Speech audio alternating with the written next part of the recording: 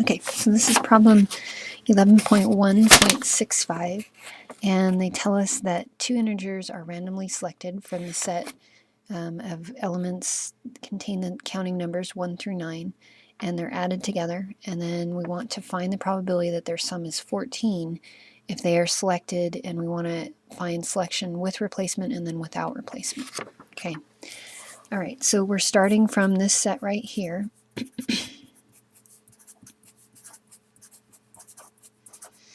And what we're looking for is a sum of 14.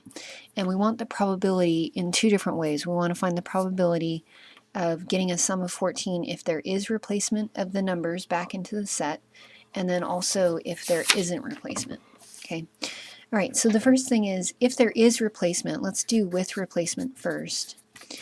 If there is replacement, then we're allowed to get this sum of 14 by using the same number twice. So, for instance, 7 plus 7 would be a way to get the number 14, and we can use this because we are replacing the 7 back. Like if you think about you had a jar of something, these numbers, and you were to just draw the 7 out, then you would put it back in to make the next draw. So it's possible to get this combination. And there are other ways to get 14, though. You could combine an 8 with a 6, and that's considered a different combination than a 6 with an 8. This is drawing the 8 first and then the 6. This is 6 first and then the 8. We could draw a 9 with a 5 and a 5 with a 9. And all of these will sum to give us 14. Okay, so there's actually 5 different ways to get our desired outcome. And remember, when we're talking probability, probability is always your desired number of outcomes over your total number of outcomes.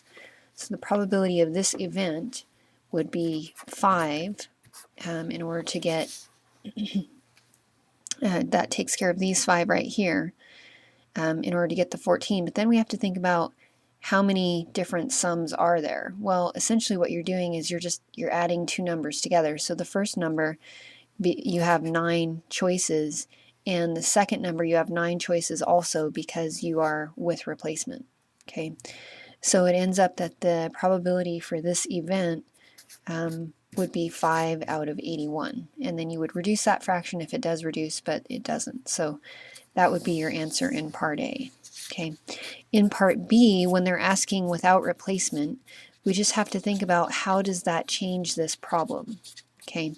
So if you don't have a replacement, then what you're doing is you're actually eliminating this ability to use the 7 and the 7, because if you've taken the 7 out, then you no longer have a 7 to use. So you can't combine two of them together. So it essentially eliminates this choice right here. That 7 and 7 are gone.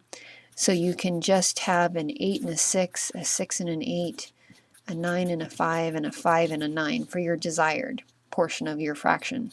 Okay, so the probability of this event would be that there's 4 ways to get a sum of 14 when you don't have replacement.